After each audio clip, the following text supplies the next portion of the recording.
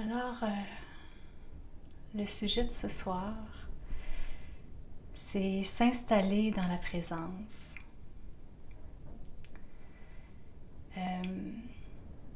S'installer dans le moment présent, se déposer,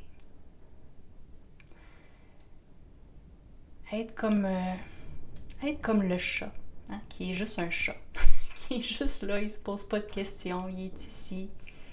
La vie traverse à travers lui, puis il vit sa vie de chat, simplement. Être dans la présence, c'est être comme la roche. Elle aussi, la roche, elle fait juste vivre sa vie de roche. Elle est juste une roche. Elle n'essaye pas d'être nulle part ailleurs. Elle ne pense pas à ce qu'elle va faire demain. Elle ne lutte pas contre rien. Elle est ici, maintenant.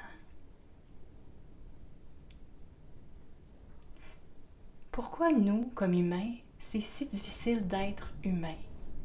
D'être simplement un humain, une forme humaine dans laquelle la vie fait simplement nous traverser.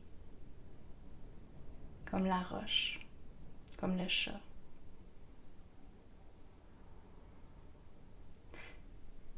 C'est comme si depuis qu'on est jeune, on n'apprend pas à être, on apprend à être quelqu'un. On s'identifie à quelqu'un. Quand j'avais 4 ans, j'aurais pu dire « Ouais, moi je suis Christine. J'ai 4 ans, je suis grande. J'aime le rose, j'aime jouer dehors, puis j'ai hâte d'aller à l'école. » Ça, c'était moi à 4 ans. C'était le quelqu'un de 4 ans. Maintenant, à 46 ans, je me définirais pas du tout de la même façon. Mais je pourrais dire d'autres choses. Par exemple, j'aime le vert, j'aime enseigner, j'aime mon travail, j'aime mon conjoint. Bon, peu importe. Mais ça aussi, ça change.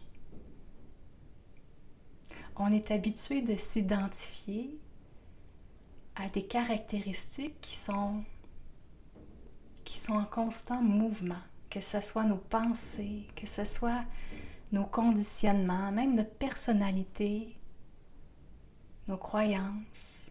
Tout ça bouge. Et qu'est-ce qu'on fait? On s'agrippe pour pas que ça parte.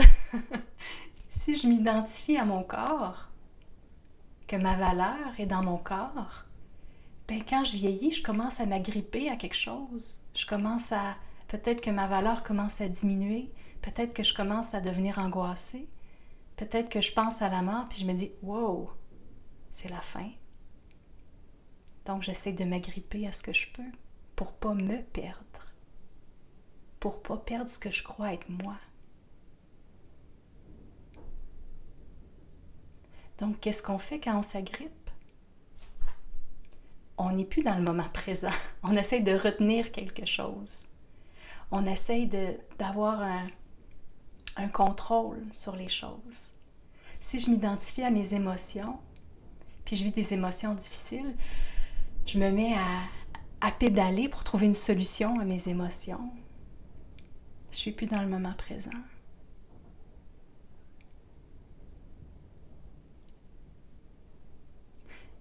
Et le grand travail de la présence, c'est le travail de retourner à notre soi véritable, notre soi naturel. Et lui, il est complètement dans le moment présent. Il n'est pas ailleurs.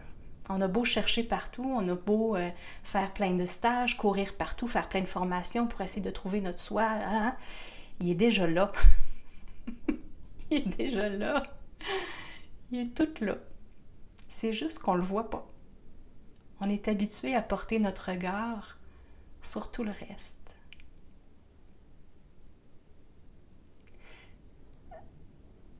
Notre être, c'est comme l'espace dans lequel tous ces mouvements-là auxquels on s'accroche apparaissent et disparaissent. Notre être, c'est comme l'espace dans lequel les galaxies et les planètes apparaissent et disparaissent. S'il n'y avait pas d'espace, il n'y aurait pas de planète. Il n'y aurait rien. C'est tout. Comme nous. Si on n'avait pas la conscience, ben, on ne serait pas conscient qu'on vit. On n'existerait pas. La conscience, c'est comme la lumière qui éclaire tout. Si la lumière est fermée, je vois rien. Je ne sais pas ce qui se passe. Quand je dors, la conscience peut aller sous forme de rêve, mais souvent je ne suis pas conscient quand je dors. Et quand je me réveille, troc, la vie réapparaît. Je réapparais. Les expériences apparaissent à ma conscience et là j'existe.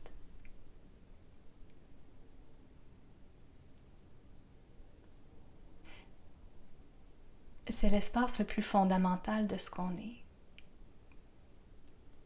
C'est l'espace, comme on disait, qui est comme le soleil qui éclaire tous les mouvements qui nous traversent. Les pensées, les émotions, ce qu'on voit, ce qu'on ressent, tout ce qui est accessible avec nos sens. Et la conscience, elle est là, discrète, elle fait sa job, elle éclaire tout. Elle nous permet de vivre cette expérience-là terrestre dans notre corps, sur Terre. Mais comme on oublie que la conscience est là, ben, on s'identifie avec ce que l'on voit, ce qu'elle nous montre.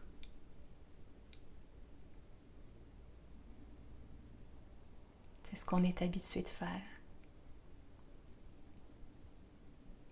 Et le grand travail de la présence, c'est le travail de se désidentifier, couche par couche, de tous ces éléments-là qui nous traversent et qu'on pense être nous.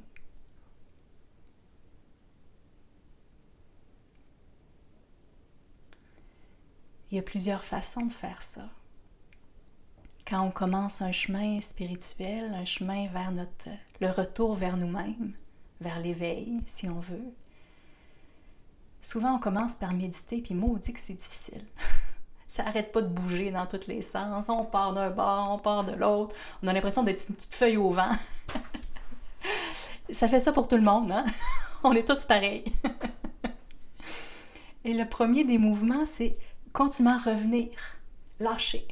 J'ai ma pensée, je lâche, je reviens en arrière, dans le témoin qui observe, dans la conscience qui est conscient de ce qui se passe. Il y a toutes sortes de méditations. Il y en a qui vont se centrer sur le souffle. Il y en a qui vont juste faire ce chemin-là, d'aller-retour entre je suis dans les émotions, les pensées, le mouvement, et je retourne en arrière dans le témoin. On peut aussi imaginer toutes nos pensées, nos émotions comme une rivière qui coule, qu'on regarde couler, pour apprendre à se détacher, à laisser aller, à apprendre à notre inconscient qu'on n'est pas tous ces mouvements-là, qu'on n'est pas obligé de suivre ma pensée qui me dit « Oh mon Dieu, il faut absolument que j'aille faire le souper maintenant, sinon ça va être une catastrophe. » Ben non, on n'est pas obligé. Il faut qu'on apprenne à notre cerveau qui n'est pas obligé de suivre tous les mouvements. Et quand on commence à faire ça, il y a un gros nettoyage qui se fait. C'est comme si on nettoyait le fond du sous-sol. À chaque fois qu'on laisse passer les idées, on les voit aller, on les accueille, pouf, on les laisse passer, ça crée de la place. Bien, ceux qui sont un peu plus profonds, ils remontent. Et là, on les voit passer, tous les conditionnements, toutes nos tendances, tout ce à quoi on s'agrippe, et qu'on s'agrippe à des affaires. Ça n'a pas de bon sens. Fait que là, on les voit aller, puis là, on est de même, puis là, doigt par doigt, on les lève, on lâche. Et ça peut prendre plusieurs mois, plusieurs années avant que ça se calme. Des fois, pour certains, c'est plus rapide, pour d'autres, c'est plus lent. Et c'est pas grave, on a vraiment chacun notre rythme, chacun notre chemin, c'est parfait.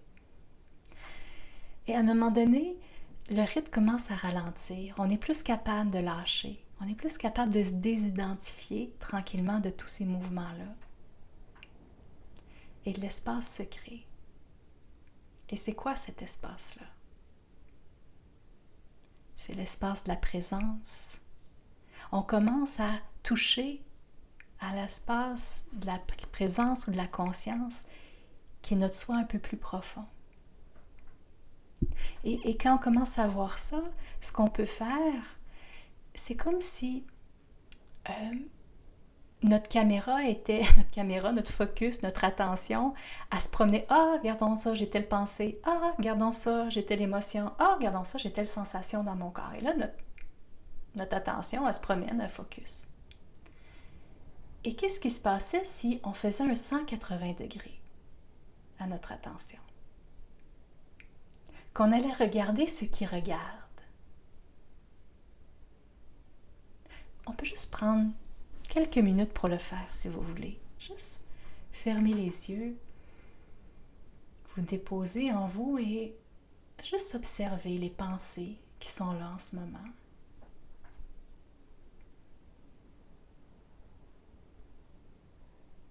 Et vous pouvez ensuite déplacer votre caméra ou votre focus sur les émotions, aller dans la région du cœur, voir qu'est-ce qui se passe dans ce coin-là, sans aucun jugement, juste en observant.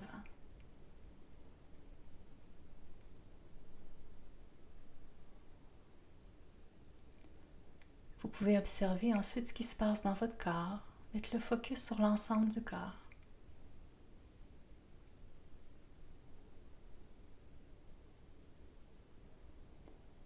Et maintenant, à l'endroit où ce focus-là s'articule, simplement faire un 180 degrés.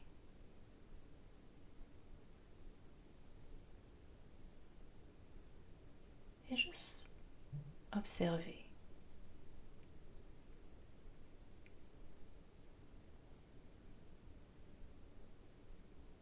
Des fois, c'est difficile au début, mais quand on fait comme pratique ce retournement-là, on finit par observer un espace ouvert, vide et plein à la fois.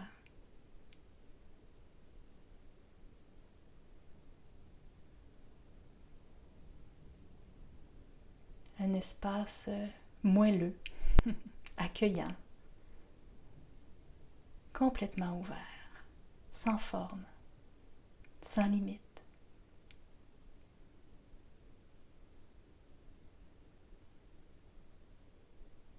Parfois c'est difficile parce que c'est dur à tenir, parce qu'il y a plein de mouvements qui apparaissent, qui disparaissent, c'est tout à fait normal.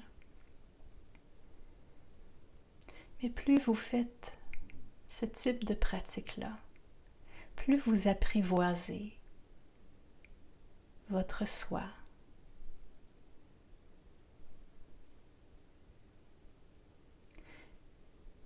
Et comme ce soi-là, il n'y a pas de forme, il n'y a pas de caractéristique à laquelle s'accrocher.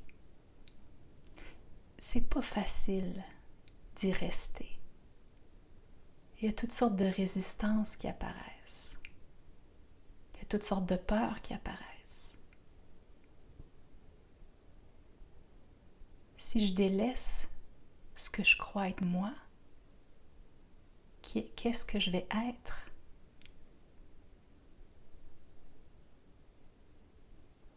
Donc le chemin vers la présence, vers la conscience, vers notre soi, se fait à petits pas. C'est comme un travail d'apprivoiser cet espace-là ouvert de notre conscience et d'apprendre à en faire notre demeure. Mais évidemment, on l'approche et là, notre enfant se fait mal, je sais pas, il crie, et là, notre cœur fait 3 tours et on se retrouve plongé dans la réalité de notre vie, de notre être humain. Et là, on se met à s'activer. Et puis là, ça peut passer un petit bout de temps, puis on oublie. On oublie cet espace-là derrière toutes les activités, toutes les émotions. Et c'est tout à fait normal parce qu'on est aussi cet être humain-là. Cet être humain-là continue à exister. C'est juste que tranquillement, à force de faire ces allers-retours-là, de se replacer en arrière, dans cet espace-là ouvert, en arrière de tous les mouvements, on l'apprivoise puis on se désidentifie de plus en plus de ce qu'on croit être. Et comme je disais tantôt, ça se fait tranquillement parce que c'était peurant. Pour la plupart des gens, on pourrait sauter les deux pieds dedans et me dire « Ah, voilà, je délaisse toute ma personnalité, tout ce que je croyais de moi, puis maintenant je suis cet espace-là ouvert, sans forme. C'est tout, c'est ce que je suis, puis c'est vrai. » Mais faire ça, c'est un peu dur. On a ces images-là parfois de certains maîtres spirituels. Je pense à Eckhart Tolle, entre autres, qui était en grande dépression et qui s'est enlevé le lendemain matin puis était illuminé, qui était, pouf, dans cet état-là et qui est resté dans cet état-là. Puis là, on se dit, ouais, moi, je pense pas que je vais être capable de ça. Ou on pense aux yogis, aux moines tibétains qui méditent tout seuls dans leur grotte pendant 30 ans puis que, oups, ils se mettent à léviter puis qu'ils se mettent à s'illuminer. Puis on se dit, ouf, pense pas que c'est moi ça non plus. La plupart des gens, c'est pas de même que ça se passe. On s'éveille par petits bouts. Il y a des moments où on fait, ouf, ok, là je suis juste là. Je suis. Point. Je suis pas quelqu'un. Je fais juste être. Et plus ça avance, plus ces moments-là reviennent souvent, plus ils sont longs, et plus tranquillement, cet état-là de présence s'approfondit. Et que la désidentification, même au je, à notre moi personnel, commence à se faire. De plus en plus, on se rend compte que ce moi-là, c'est un personnage. J'ai cru tout ce temps-là que c'était moi pour vrai. Mais c'est un personnage que je me suis construit. Puis moi, je suis ce qui est en arrière de ce personnage-là. Donc, mon personnage, je le perds pas. Mon corps, je le perds pas. Ce que j'aime, je le perds pas. Mes relations, je les perds pas. C'est pas parce que je me désidentifie que je perds ça. Par contre, c'est ce qui nous fait peur souvent. Si je me désidentifie de ce que j'aime, de mon corps ou de mes relations, je vais avoir l'impression que c'est comme si je disais que tout ça avait plus d'importance. Mon corps, mon mari, comme si, des fois on a l'impression que c'est ça qui va se passer. Alors que dans les faits, c'est pas ça. Notre humain continue à vivre sa vie d'humain. C'est juste que je suis de plus en plus conscient que c'est la conscience qui traverse cet humain-là. Et ma petite conscience commence à se fondre tranquillement, pas vite, avec la conscience universelle, avec la grande conscience. Et c'est là que tranquillement, j'ai accès à plus de clarté. Les choses commencent à devenir plus claires. Les émotions, oui, me traversent parce que je demeure une humaine avec mon fils qui s'est fait mal puis que ça vient me toucher. Mais ça devient moins un problème. Je reste moins coincée avec ça, à me débattre avec ce qui me traverse. Je le laisse simplement me traverser.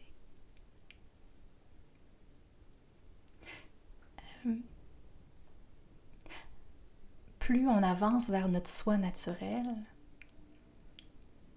plus on se libère, plus c'est léger.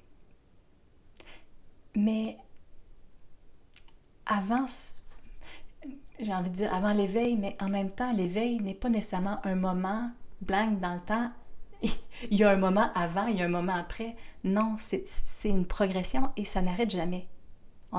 Des fois, on a l'impression que « Ah, mon Dieu, quand je vais atteindre l'éveil, je vais atteindre ce moment-là, je vais être dans mon soi naturel. Ah, ça va être le fun. Je vais être dans l'amour tout le temps. Ça va être joyeux. Tous mes problèmes vont être réglés. Je m'en ferai plus avec rien. » C'est pas nécessairement ça. L'humain continue à être un humain. Il y a des moments qui sont plates. Il y a des émotions qui continuent à être là. Avant, on travaille, on fait nos choses, on se lève le matin, on prend notre douche, on fait le déjeuner, puis après, on fait exactement la même affaire. C'est juste la façon de se vivre, la façon de vivre la vie qui tranquillement s'allège et se transforme. On ne voit plus les choses de la même perspective.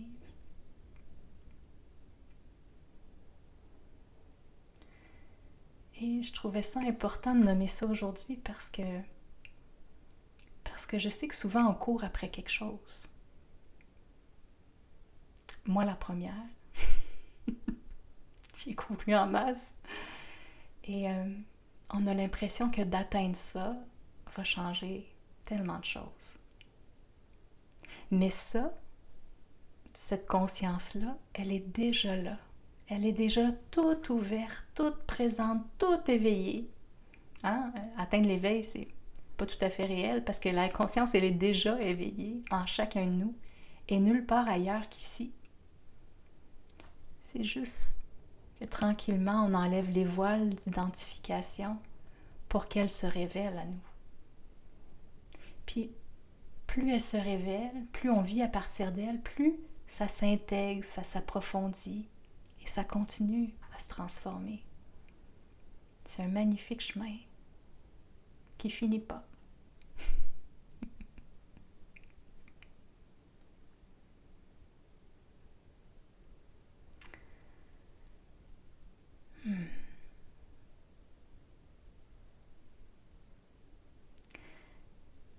Aujourd'hui, j'avais envie de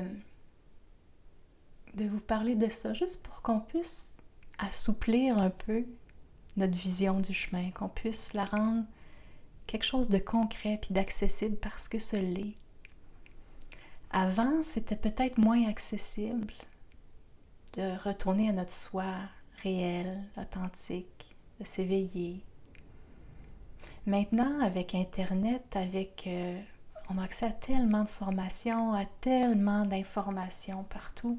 Et on a accès à des gens qui ont fait ce chemin-là et qui vibrent ces vibrations-là, ces niveaux de conscience-là. Et ça, c'est ce qui aide le plus. Ça ouvre le chemin, ça permet de voir qu'en nous, ça nous permet de nous de s'aligner avec ces niveaux vibratoires de conscience-là, puis de tranquillement les intégrer à l'intérieur de nous.